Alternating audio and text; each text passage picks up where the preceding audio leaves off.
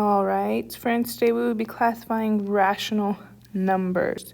So if you will look in this box with me, it says the following locations have been organized below. Use the diagram to discuss the questions. So we have Houston, Harris County, and Texas.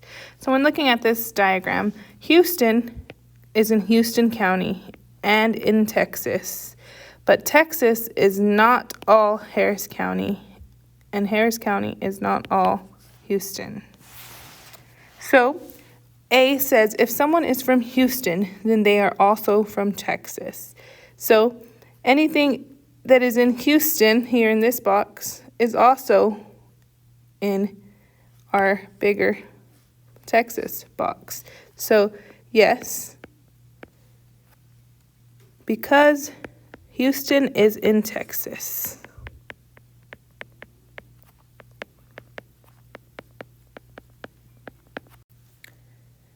B says, is someone from Harris County also from Houston?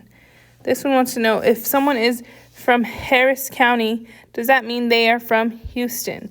And if you notice, our Harris County box is not inside our Houston. So, no, someone from Harris County does not have to be from Houston. So,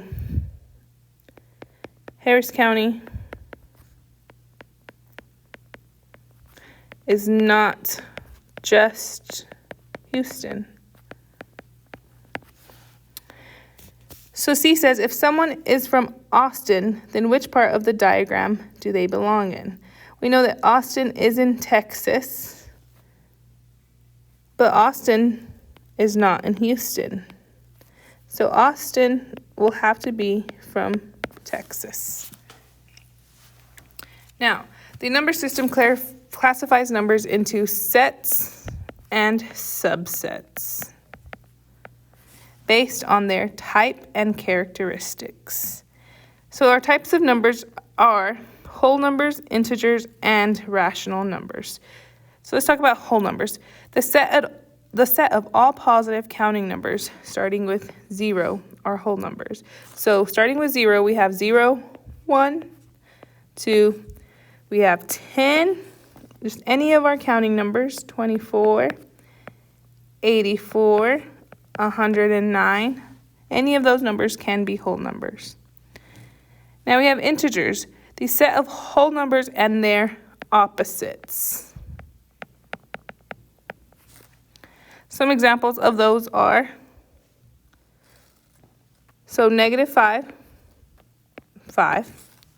So any whole number and its opposite. So 2, -2, -45, -85, -120.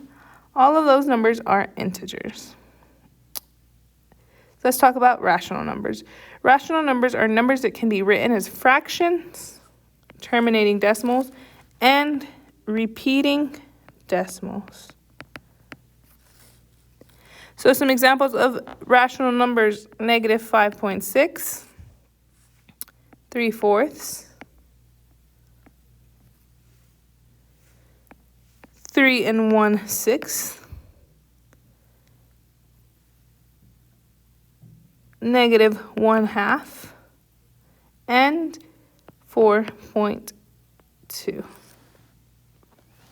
All right, so now we are going to we're going to make a diagram and label it just with our types of numbers.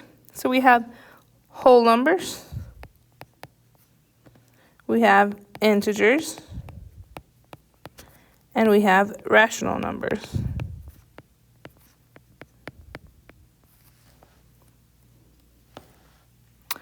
All right, so all whole numbers can be integers and can be rational numbers, but rational numbers cannot be integers and integers cannot be whole numbers.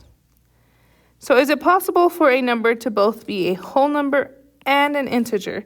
So can a number be a whole number? Can it be a whole number and an integer? Yes. Whole numbers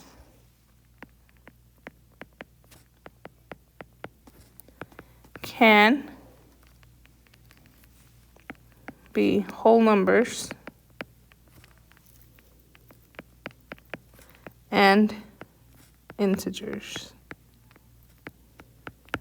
For example, the number 7. The number 7 is an integer, and it is a whole number.